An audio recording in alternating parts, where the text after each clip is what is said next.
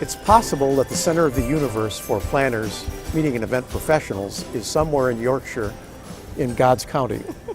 And I'm joined happily by Jackie Mulligan, who's going to convince us that Leeds University is in fact the center of the universe. Well, Leeds Metropolitan University is certainly a centre for research and a centre of excellence. We have a UK Centre for Events Management and an international centre dedicated to research in events, tourism and hospitality. And that's why we've been so excited about taking on projects for MPI on corporate social responsibility and the future of the meetings industry, which incidentally has been sponsored by PSAV. So it's a fantastic way of us using our research and our learning and putting it right back into industry, because we share the same goals. We want new generations, better professionalism in the industry, and we want it to live on. So what kind of, let's take them separately, Jackie, we can start with either one. Is the future of the meetings? Yeah. Quantitative study, qualitative study? It's qualitative and quantitative. We analysed 1,600 industry surveys from the meetings industry. We also went outside the industry, because if you're going to plan for the future, you need to look outside your own realm. Meeting planners typically will plan 1 to 3 years ahead.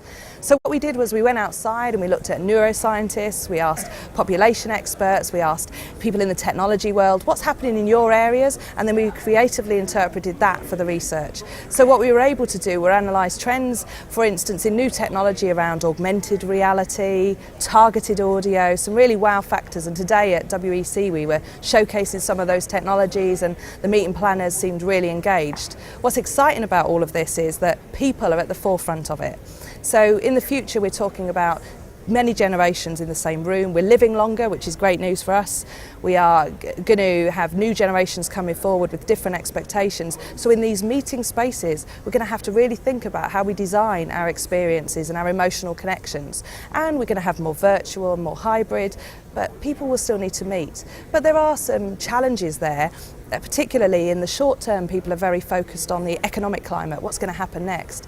And it was enlightening from the research point of view when we stepped outside and we asked the experts. They said, well, actually these recession lessons do linger. We can't imagine that things are going to bounce back after a recession because people learn behaviours, austerity bites. Right. So we go forward and we start to think about risk aversity. We have generations who are growing up who haven't got jobs, who may become less inclined to travel. And in Japan, when that happened, you had people who turned to gaming and moved indoors. So the fascinating things coming forward that the meetings industry really has to engage with. So 5 generations in the room easily in 2020, but also you have a balance of a globalised world and brands very, very challenged in reaching out to new consumer markets in Brazil, Russia, India, China and perhaps Africa.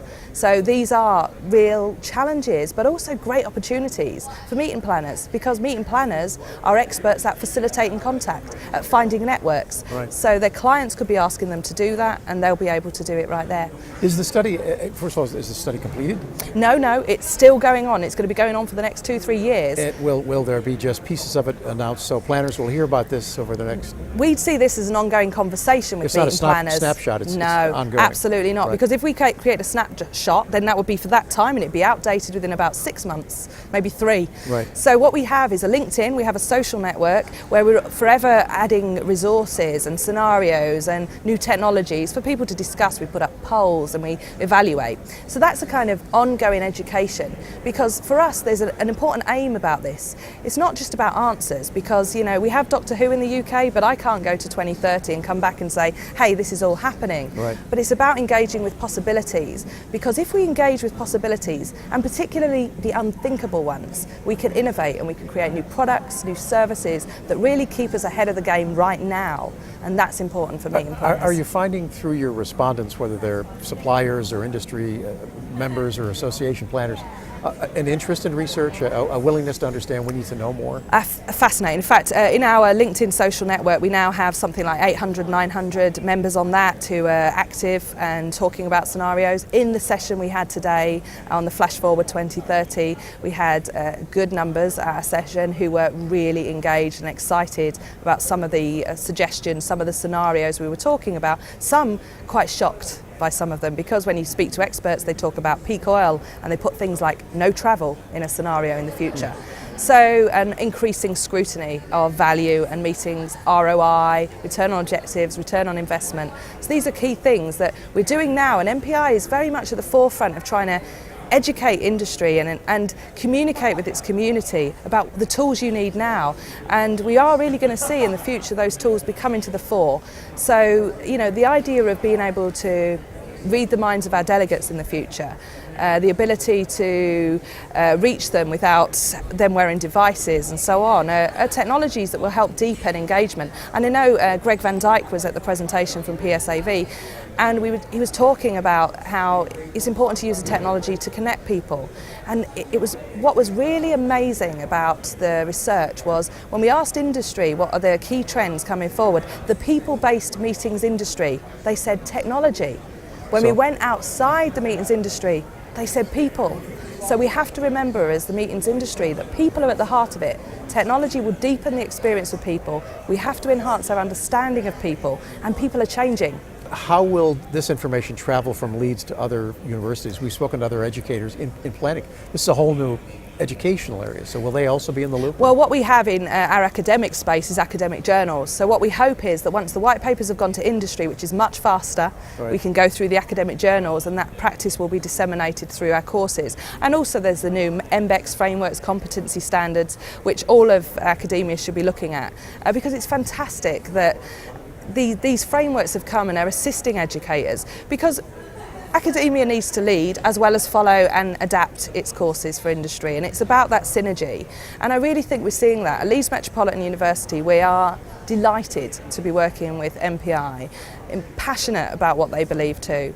And so to be able to drive and support the thought leadership projects on this level has been a great opportunity for us as academics, but also to be able to translate often challenging concepts into industry speak, practitioner speak. This is what it really could mean. And can we hear from you about what you think it will mean? For a planner who's based Chicago or wherever, and they have a management, they have a corporate structure, they have to go to somebody and say, look at the research, I've got the findings. Yeah. I would assume the research is a help to them to bring change. Absolutely. We're talking about change. In fact, one of the key ways that we hope we're helping is we're trying to do good as we're researching. It isn't simply looking at you, researching you, and then saying what the results are. We're kind of helping as we go. Right. So one of the things from the meetings industry survey was that people are really concerned about technology and they're feeling overwhelmed by it. So how can we answer that question? Well, we could say, here are the answers. Well, actually, we can't do that because we're technologically agnostic. We're not buying into any particular technology, we're just going to observe it. So then what can we do? So what we did was we interviewed technology innovators, and we said, okay, how do you make decisions about technology? What do you do? How do you think about context? Who would be such an innovator, just as an example? I'm not going to tell you because those results are coming through, but an innovator could be a computer company, could be meeting planners, could be venues, but at this point, until the research is released, I can't say. But we have an article coming out which is Fad and the New Normal. And what that does is give a process. So if you're a meeting planner and you're currently feeling like you're drowning in technology, then look at the practices and the processes that these innovators are doing and then try and apply that to your own business. Thank you, Jackie. Thank you. We've been talking to a quiet, reticent Jackie Mulligan, and thank you, Jackie, for talking to us.